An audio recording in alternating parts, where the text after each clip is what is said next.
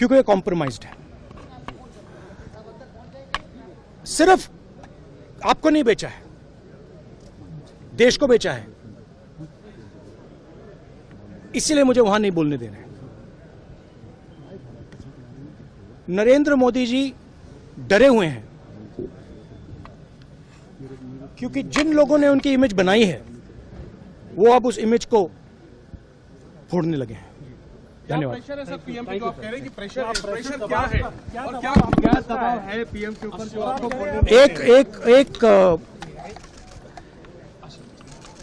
एक अदानी जी पर केस है यूनाइटेड स्टेट्स में। वो अदानी जी को टारगेट नहीं कर रहा है, वो नरेंद्र मोदी के फाइनेंशियल स्ट्रक्चर को टारगेट कर रहा है। एक वो है। दूसरा है एप्स्टाइन फाइल्स। एप्स्टाइन फाइल्स में अभी और माल है, वो अभी रिलीज नहीं हुआ है, इसीलिए इस दबाव में आकर एप्स्टाइन फाइल्स में जो है, जो पूरा देश जानना चाहता है मगर अभी अमेरिका ने रिलीज नहीं किया है।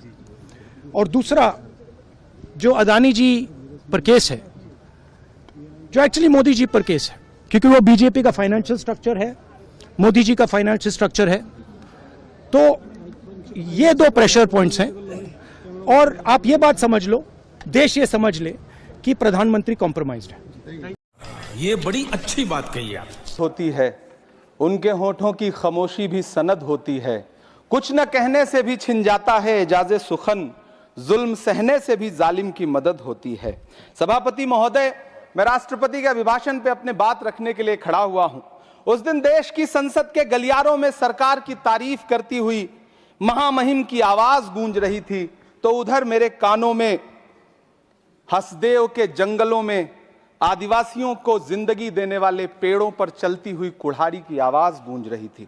सभापति महोदय, इस तरफ महामहिम के भाषण पर प्रधानमंत्री जी संसद की मेज थपथपा रहे थे और उधर उत्तराखंड की अभागी बिटिया अंकिता भंडारी के इंसाफ की आवाजें मध्यम पड़ती जा रही थीं, जो आज भी पूछ रही हैं कि आखिर वो वीआईपी कौन था जिसके लिए अंकिता भंडारी को मार दिया गया।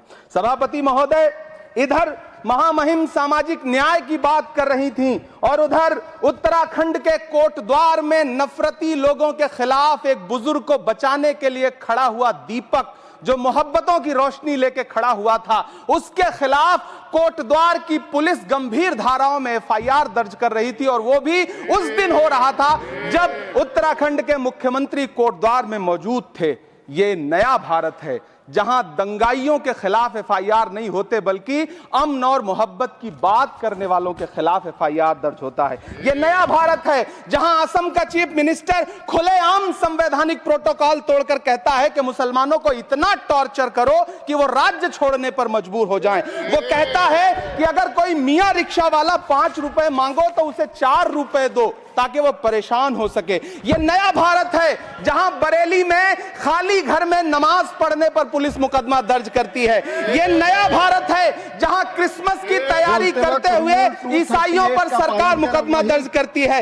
ये नया भारत है जहां जम्मू कश्मीर में नीट का एग्जाम क्वालिफाई करने वाले 50 बच्चों में अगर 42 मुसलमान होते हैं तो फिर मेडिकल कॉलेज की मान्यता ही रद्द होती है और जश्न मनाया जाता है। महामहिम राष्ट्रपति का भाषण में सुन रहा था। सर, यह नया भारत है जहां मध्य प्रदेश के बैतूल में बच्चों के स्कूल बनवा रहे मोहम्मद नईम का घर, स्कूल इसलिए तुड़वा दिया जाता है क्योंकि वो स्कूल बनवा रहे थे। ये नया भारत है जहां कोर्ट का स्टे होने के बावजूद बनारस की दाल मंडी में सैकड़ों दुकानें तोड़ी जा रही हैं क्योंकि रास्ता चौड़ा करना है। सभापति महोदय, मैं आपसे कहना चाहता हूं कि जो पीढ़ी अपने बुजुर्गों को गाली देती है उसके साथ प्रकृति इंसाफ करती है। आज इंदिरा जी और नेहरू को गाली देते हैं, नेहरू को छोटा नहीं कर पाएंगे। नेहरू का साथ आइंस्टीन, नेहरू का नाम आइंस्टीन के साथ लिया जाता था और आपका नाम एप्स्टीन के साथ लिया जाता है।